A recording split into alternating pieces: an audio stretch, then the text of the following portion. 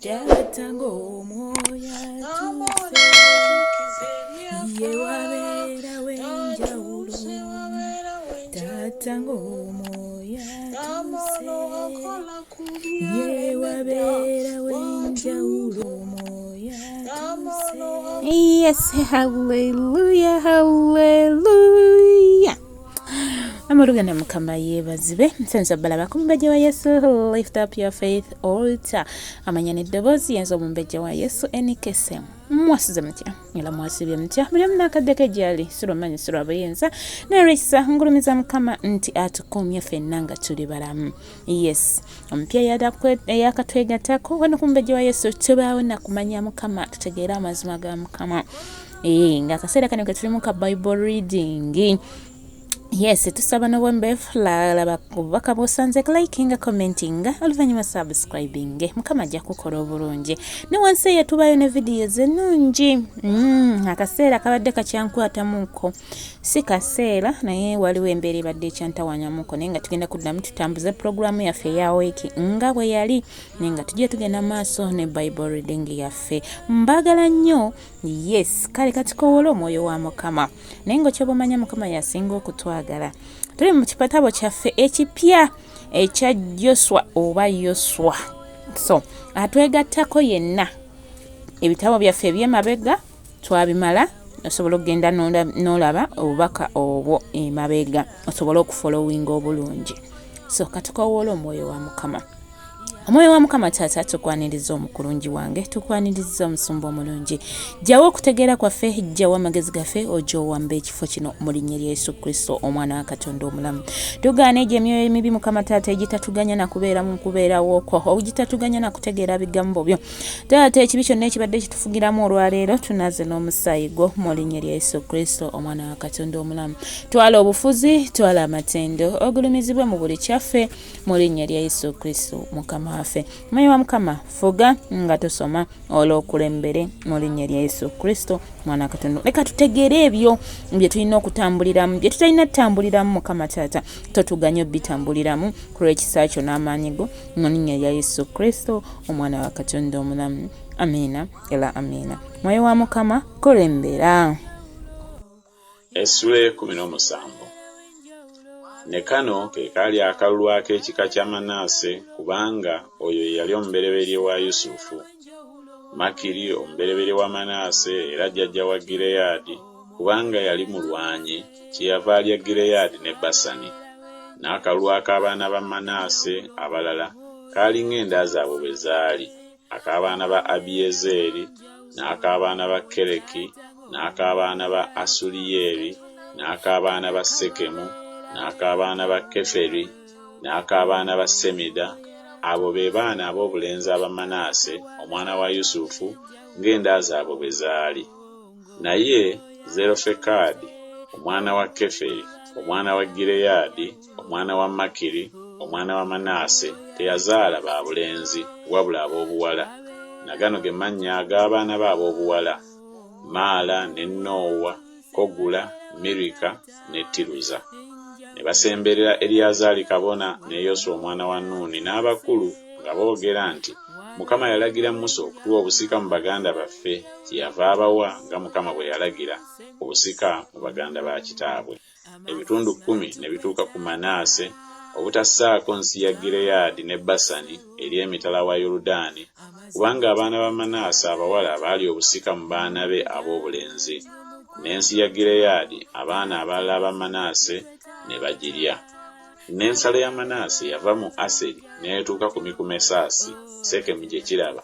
Ensalo n'eyita ku mukono ogwa Manaase yali ku lugga ebibuga byakyo, ne Ibuleyamu ne Muddoli n'ebibuga byakyo, n'abaali mu Endoli n'ebibuga byakyo, n'abaali mu Taanaki n'ebibuga byakyo, n'abaali mu Megiddo n'ebibuga byakyo, z'ensozi 3. Naye abaana ba Manaase ne batayinza kugobamu abaali mu bibuga ebyo, naye Abakanani ne baagala okubeera mu nsi eyo. Awo abaana ba Isirayiri bwe baafuna amaanyi ne bakoza Abakanani emirimu emiragire ne batabagobera ddala. Abaana ba Yusufu ne bagamba Yoswa nga boogera nti kiki ekikumpeesezza akalulu akamu kokka n'ekitundu ekimu okuba obusika, kuba ndi ggwanga ddene. kuba okutuuka leero Mukama yampanga omukisa. Yoswa n'abagamba nti oba oli ggwanga ddene, golokoka ogende mu kibira, weesaayire omwo mu nsi ey'Abaperizi n'ey'Abalefa, kubanga ensi ey'ensozi ya Efulayimu ekufunza. Abaana ba Yusufu ne boogera nti ensi ey'ensozi tetumala, n'Abakanani bonna abali mu nsi ey'ekiwonvu balina amagaali ag'ebyuma, abo abali mu Besuseyani n'ebibuga byakyo, era n'abo abali mu kiwonvu eky'Yezuleeri. Yoswa n'agamba ennyumba ya Yusufu ye Efulayimu ne Manaase ng'ayogera nti oli ggwanga ddene era olina n'amaanyi mangi, toliba na kalulu kamu kokka, naye ensi ey'ensozi eribeera yiyo, kuba newaakubadde nga kibira oli kisaawa n'amakubo agavaamu galiba gago, kubanga Abakanani olibagobamu newaakubadde nga balina amagaali ag'ebyuma era newaakubadde nga b'amaanyi.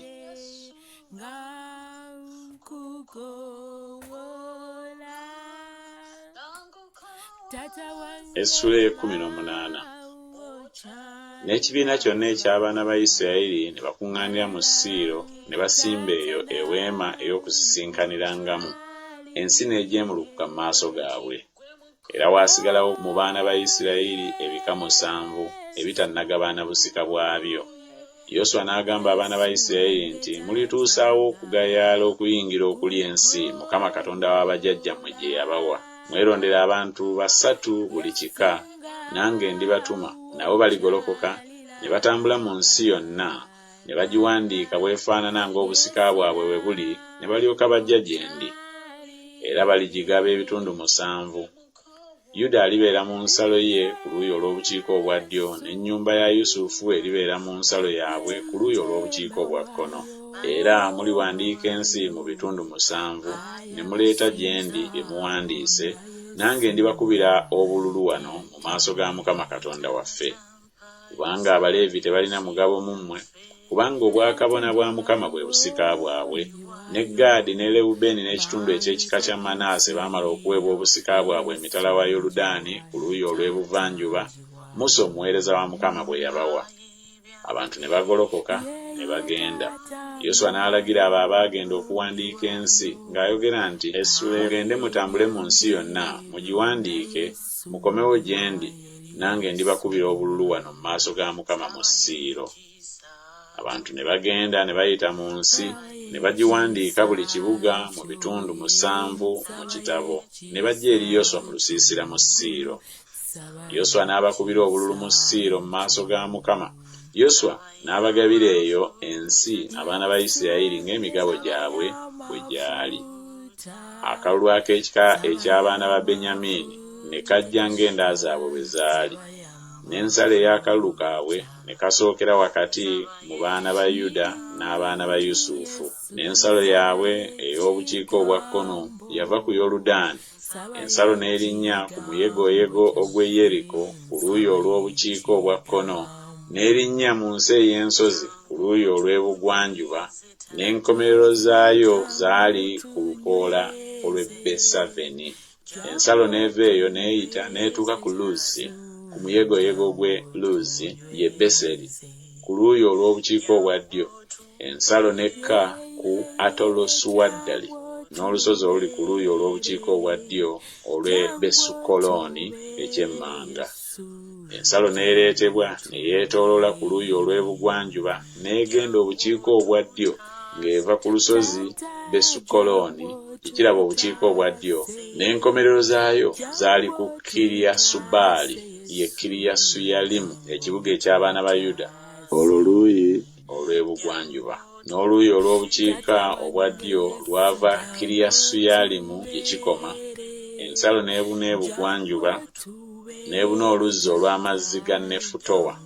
Ensalo n'ekka olusozi gye lusimba oluliraanye ekiwonvu eky'omwana wa Kinomu ekyali mu kiwonvu kya Lefa ku luuyi olw'obukiika obwa kkono, n'ekka mu kiwonvu kya Kinomu ku Balama ery'Omuyebusi ku luuyi olw'obukiika obwa ddyo, n'ekka ku Enerogeri, n'ereetebwa ku bukiika obwa kkono n'ekoma mu Ensemesi, n'ebuna Gerirosi ekiri emitala w'ekkubo eririnnya okugenda Adumimu, n'eyita n'etuuka ku jjinja lya Bokani omwana wa Lewubeeni, n'eyita ku bbali okwolekera Alaba ku luuyi olw'obukiika obwa kkono, nekka mu Alaba. Ensalo neeyita neetuuka ku mabbali ag'e Besukogula ku luuyi olw'obukiika obwa kkono.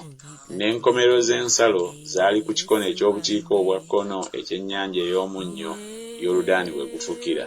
Eyo y'ensalo ey'obukiika obwa ddyo. Ne Yoludaani bwali nsalo yaayo ku luuyi olw'ebuvanjuba. Obwo bwe bwali obusika obw'abaana ba Benyamini mu nsalo zaabwe ezeetoolodde ng'enda zaabwe bwe zaali. Era ebibuga eby'ekika eky'abaana ba Benyamini ng'enda zaabwe bwe zaali byali Yeriko ne Besukogula ne Emekezizi ne Besuwalaba ne Zemalayimu ne Beseri ne Avimu ne Pala ne Ofula ne Kefalamoni ne Ofuni ne Geba, ebibuga 12 n'ebyalo byabyo. Gibyoni ne Laama ne Berosi ne Mizupe ne Kefira ne Moza ne Lekemu ne Iruperi ne Talala ne Zeera, Erefu n'Omuyebusi ye Yerusaalemi, Gibeyasi ne Kiriyasi, ebibuga 14 n'ebyalo byabyo. Obwo bwe busika obw'abaana ba Benyamini ng'enda zaabwe bwe zaali. Yes, hallelujah, hallelujah. Mbakulisaayo nnyo mu kitabo kyaffe ekya Yoswa. Abampe omukisa Mukama nga tweyongerayo, teweerabira omupya kusubscribinga, likinga, commentinga. Oluvannyuma kona ka notification bell ojja kuba ofunye obutuuze mu linnya lya Yesu Kristo, omwana wa Katonda omulamu. Mbagala nnyo naye Mukama yasinga okutwagala. Mbagaliza olunaku olulungi olw'essanyu olw'emirembe mu linnya lya Yesu Kristo, omwana wa Katonda omulamu. Ekigambo kyaffe tukiwonga wansi w'endagaano y'omusaayi gwa Yesu, tukikowolyako omuliro gw'eggulu okukyetooloola. Leka bye tuyize bireme okutuddukako mu linnya lya Yesu Kristo Mukama waffe. Shalom, shalom, shalom, shalom. Ndawe ebiwonvu kantukuleko ofuge tata wange nkuyita ofuge sebo katukuleko ofuge mu